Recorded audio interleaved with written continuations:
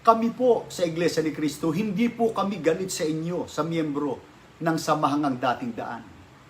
Ipinunla po sa inyo ng inyong punong tagapangaral na kami galit sa inyo. Hindi po, hindi kami galit sa inyo. Kami po ay galit sa maling aral o maling doktrina. Naaawa po kami sa inyo, kaya ginagamit po namin ang ganitong pagkakataon para kayo po ay makinabang sa aming tinitindigan na doktrina at aral na nakabatay sa Biblia. At kamakailan po, total, nandito na rin lang tayo, yan ang ating tinatalakay. Ano po? Yung aral na itinataguyod ni Dalaginding. Ang isa sa kanyang puna, ito na-monitor ko, halos buong oras, sipin nyo, halos 2 oras, binakbakan yung doktrina o aral sa Iglesia ni Cristo, yung tungkol sa Gawa 20:28, Acts 20:28. Ang ginagamit daw namin, yung nasa Lamsa version, yung sali ni Dr. George M. Lamsa. Kaya may dala po ako rito. Ayan, makikita po nyo sa inyong screen. Ito po ay isinali ni Dr. George M. Lamsa, Holy Bible from the Ancient Eastern Manuscript. Ano po bang nilalaman nung Gawa 20:28 o Acts 20:28? Take heed, therefore, to yourselves and to all the flock, over which the Holy Spirit has appointed you overseers, to feed the church of Christ, which He has purchased with His blood. Sa Tagalog po, pag iniliwat natin, ang iglesia ni Kristo na tinubos niya o binili niya ng kanyang dugo.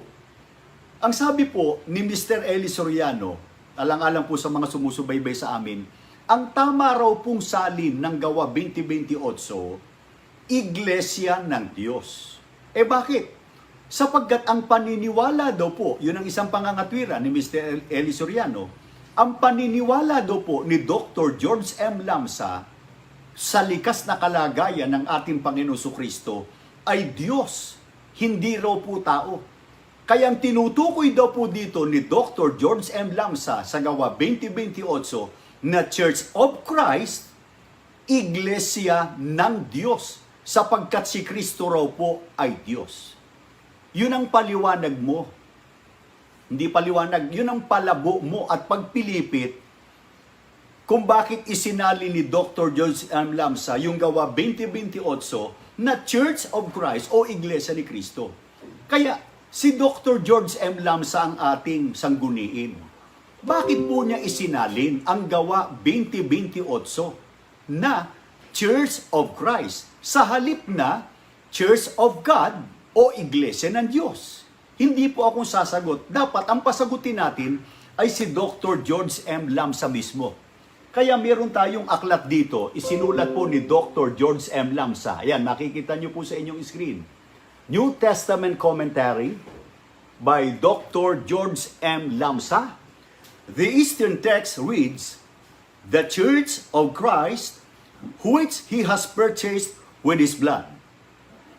Jewish Christians could not have used the term God because in their eyes, God is Spirit, and Spirit has no flesh and blood. It was Jesus of Nazareth who shed His blood on the cross for us and not God. Ang sabi po ni Dr. George M. Lamsa, si Jesus daw po na taga Nazareth ang nagbubo ng dugo sa cross para sa atin, hindi po ang Diyos. Kaya yung tinutukoy sa Gawa 20:28 na iglesia ng Diyos, na tinubos niya, yung niya, tumutukoy doon sa tumubos. Tinubos niya ng kanyang dugo, ang may dugo po ay ang ating Panginoon Kristo at hindi po ang ating Panginoon Diyos. Dahil baka sabihin po ng mga nagre-record sa atin na taga riyan sa Edidio Convention Center diyan sa Apalit. O alam ko nire-record niya ako, Mr. Mel Magdaraog. Bakit namin tinatanggap yung paliwanag ni Dr. George M. Lamsa na ang nagbubo ng dugo, tumubo sa atin ay ang Panginoon Kristo at hindi ang Diyos? Hindi dahil sa natapat sa gusto namin yung paliwanag ni Dr. George M. Lamsa, kundi yun ang pinatutunayan ng Biblia. Ano katunayan? Sino ba ang tumubo sa atin ayon sa Biblia? Ang babasahin ko po sa inyo nakasulat sa unang Pedro, na inyong nalalamang kayo'y tinubos, hindi ng mga bagay na nangasisira ng pilak o ginto mula sa inyong walang kabuluhang paraan ng pamumuhay na ipinamana sa inyo ng inyong mga magulang, kundi ng mahalagang dugo, gaya ng sa korderong walang kapintasan at walang dungis, sa makatwid bagay ang dugo ni Kristo. Kaya tama yung pagkakasalin po ni Dr. George M. Lamsa na Church of Christ, which He, the word He, refers to our Lord Jesus Christ, which He has purchased with His blood.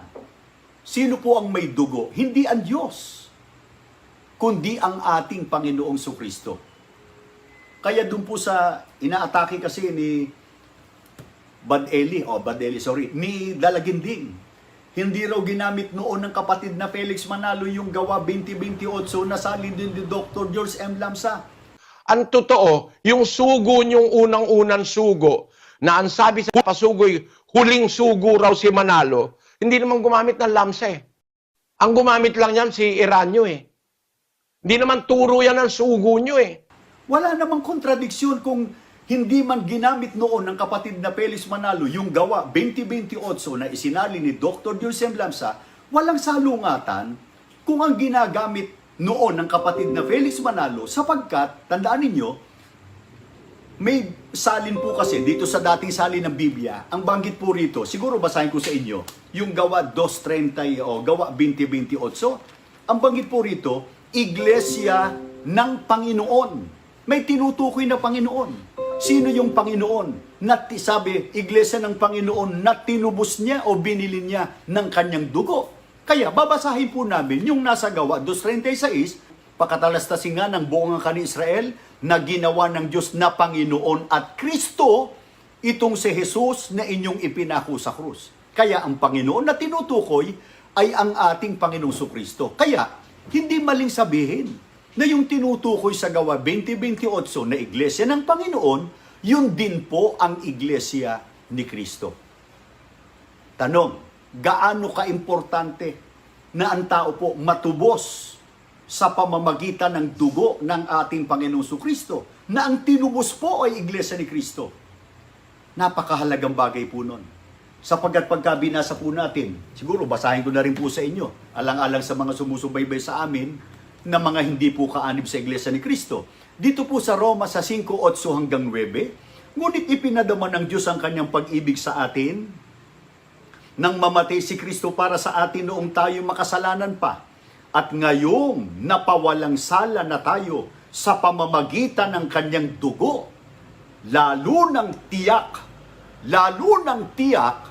na maliligtas tayo sa poot ng Diyos sa pamamagitan niya. Napakahalaga po na tayo matubos sa pamamagitan ng dugo ng ating Panginoon Sukristo. Ano ang kahalagahan nun? Sabi sa talata ng Biblia, napawalang sala. Tayo po nagkasala. Tandaan natin, marami na tayong pag-aaral. Ang kabayaran po ng kasalanan, batay po sa Biblia sa Roma, sa 6:23, kamatayan.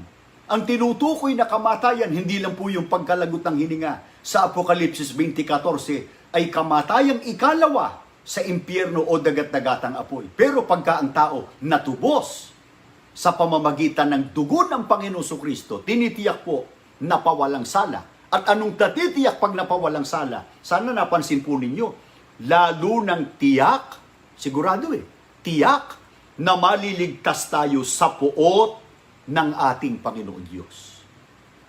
Kaya tayo po, maraming problema po sa yugto ng panahon ngayon.